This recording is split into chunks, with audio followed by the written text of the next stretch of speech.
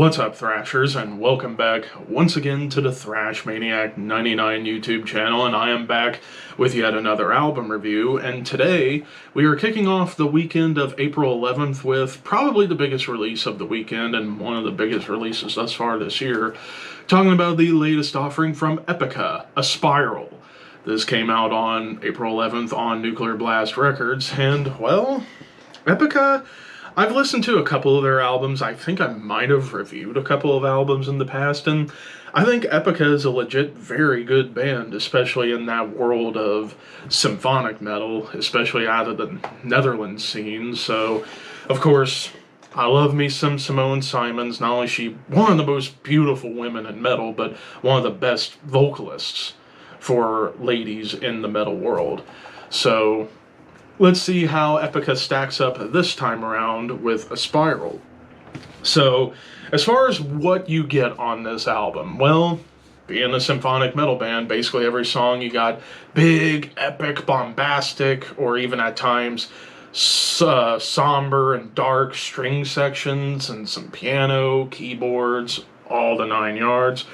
So I don't even need to go into too much detail about the symphonic aspect, because it's pretty much laced throughout. But as far as like the metal choppings, you do get quite a lot of great metal trappings on here. Not choppings, I meant to say trappings. But you get the idea. So we kick things off with Cross the Divide. You get these, at the beginning, like these power metal melodies, which there are moments of power metal pretty much laced throughout the album, but it's not like cheesy power metal. It's just like, we're just going to ride these like big epic melodies on the guitars, but at least on this song they back it up with some like heavy riff progressions behind those power metal melodies. Even some really cool groove pockets. Like, groove is something Epica can do very, very well, and there are tons of great grooves across the board on this entire album, and even a cool off-time breakdown shows up towards the end of the song. And then, speaking of breakdowns, probably the heaviest breakdown you get on the album would be in the following track, a.k.a. It's just big and beefy, almost a death metal breakdown. And even Mark Jansen, who's been the guitarist from the very beginning, but also does like the death metal vocals whenever Simone doesn't take the helm of lead vocals. You have Mark doing some very nasty, evil growls. And throughout the album, like, Mark puts on a hell of a performance when it comes down to the growling vocals. And the song a.k.a. itself, you get piano melodies, huge chorus, and of course choirs, but some heavy chugs. Like, I gotta admit, as far as like chugs go, there are a lot of killer chugging riffs all over this album. Like, I would say pretty much on almost every song. Like Darkness Dies in Light, which is the first of 3 tracks that has the A New Age Dawns title, because I guess they're keeping a story going, and this was part 7. Epic intro into like darker atmosphere and riffs. And then, of course, Mark growls his ass off on here. And then, musically, it kind of shifts between, like, groove and thrash moments. And, of course, killer chug. Obsidian Heart, this one takes the chug to a different level. It's 8-string chugs, so they were kind of going for a Meshuggah vibe a little bit. But what I do like about this song is how, in between the thick, chugging Meshuggah riffs, you get like subdued atmosphere as Simone takes hold of the vocals. And it even gets a little bit doomy. Like, there are some doom moments that show up on here because it slows down quite a good bit. Metanoia, A New Age Dawns, part 8. This one starts off with chants and somber strings, and then all of a sudden it turns into a big giant mood shift into like epic thrash. Of course, you get some groove moments once again, but the riffs on this song, some of the best riff writing across this album. And I love how the drum builds to a killer solo.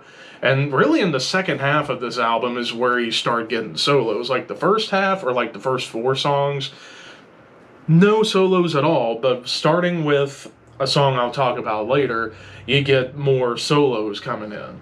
The song Time big epic melodies on top of chugging guitars, and it even turns into like a triplet swinging riff fest. Blast beats even show up, and then triplet chugs, like death metal triplet chugs. Apparition, again, it's like Apparition and Eye of the Storm back to back. Awesome grooves, awesome chugs. But in the case of Eye of the Storm, tremolos, gallops, and even a double time stomper is going on. But both songs have awesome shredding solos. And then you get to the grand saga of existence, A New Age Dawns, part 9. Starts off a little bit folky before you get into like almost Metallica riffs, but with those like action movie sounding strings on top. And it's pretty catchy, and like the verses are particularly darker than everything else on the album. Or not everything else on the album, but on the song. But it does get into like heavy doomy riffs again, more killer growls, gallops, and blast beats show up once more. And then you get to the closer, the title track, ASPIRAL, largely a big like vocal performance for Simone, as well as like pianos and strings. You do get a couple of riffs towards the end, but for the most part, it's just meant to be a big showcase for the piano and the strings, but most of all, Simone's voice, which she still sounds fantastic. Production on here, while for a symphonic metal album, people will say it's overproduced because it's symphonic metal, but if you judge it just as a symphonic metal production, it was pretty well done. Even the bass, like I really like the bass tone on this album. Like you get little isolated bass moments in Cross the Divide and Darkness Dies in Light, A New Age Dawns, Part 7. You get some like cool isolated bass lines that show up there. The only issues that I had with this album would be the song Fight to Survive the Overdrive Effect. It's not a bad song, but it definitely feels so far removed from the rest of the album because it's almost more electronic and industrial, and it's even a little bit poppy, but it's not really like modern pop. It's just more poppy than I would want Epica to be. But the breakdown on the song and the solo on this song was fantastic, so that's what saved this song from being a weak, even weaker than I'm already saying. Like, it's, in my opinion, the weakest song on the album, but it was still an okay track. And then that sudden mood shift in Metanoia, where it goes from somber strings to like all of a sudden like epic uplifting thrash, just kind of felt a little bit too sharp. I wish they could have had that transition be smoother, and I think it would have been better. But overall, this is yet another great album from Epica.